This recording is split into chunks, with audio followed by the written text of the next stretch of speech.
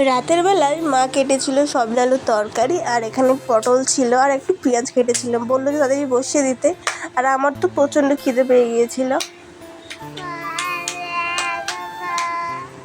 আর সন্ধ্যেবেলা হওয়া মানে ওদের তো কান্নাকাটি শুরু হয়ে যায়, খিদে পেয়ে যায়, ঘুম পেয়ে যায়, ফোন দেখবে, সব মিশিয়ে। আর আমি এখানে আমারও জন্য একটু ডিম ভাজছিলাম, কারণ আমার শুধু ভাল লাগছিল না, সবই নেওয়া। আবার পটল যেহেতু দুধি চার পটল আমার খুব একটা ভালো লাগেও না, তো এখানে আমার আর আমার দিদির জন্য আমি ডিম ভাজা করলাম।